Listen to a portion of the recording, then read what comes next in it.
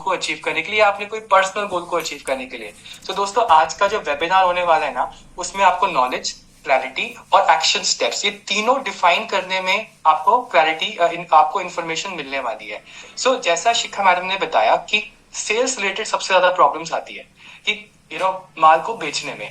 So again, जो मेरा experience रहा है ना बिजनेसमैन के साथ वर्क करके, मैं आपको आप ही की भाषा में बताने वाला हूँ एग्जैक्टली कि क्या दिक्कत आती है। और आप मुझे बता सकते हैं चैट विंडो पे लिख के यस अगर मैं सही कह रहा हूं तो। सबसे पहले तो दिक्कत आती है कि आपको बहुत ज्यादा कंपटीशन को फेस करना पड़ता है। और ये कंपटीशन क्यों होता है? ये कंपटीशन इसलिए होता है बिकॉज मार्केट बहुत ज्यादा सैचुरेट हो चुकी है।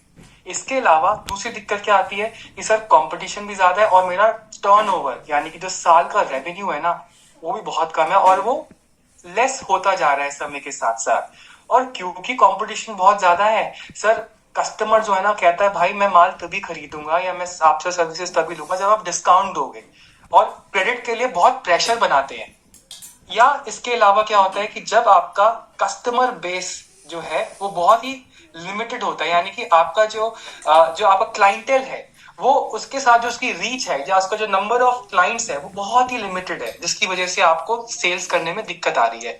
या क्या दिक्कत होती है कि आपका कोई रेकरिंग रेवेन्यू मॉडल ही नहीं होता। आसान भाषा में क्या मतलब है, कस्टमर ने एक बारी आपसे सामान खरीदा लेकिन उसके बाद आपसे कभी दोबारा से माल ही नहीं खरीदा। या क्या दिक्कत आती है कि समय के साथ साथ आप ये देखते हैं कि यार वो पहले वाली बात नहीं रही। बहुत सारे बिजनेसेस से मैं मिलता हूँ और वो बोलते हैं सर जैसा पहला था ना अब वो बात नहीं रही। तो ये 6 बड़ी प्रॉब्लम्स रहती हैं दोस्तों। क्योंकि मेरे पास सिर्फ 30 ही मिनट है तो मैंने आपको वो बातें बता रहा हूँ जो मुझे 80 से 90% बिजनेसमैन कंप्लेन करते हैं। तो अब ये 6 प्रॉब्लम्स तो आती है। जैसे मैंने आपको बताया कि मेरी एक्सपर्टीज क्या है, इन प्रॉब्लम्स को हम कैसे सॉल्व करते हैं मैं आपको बताना चाहता हूँ। देखिए,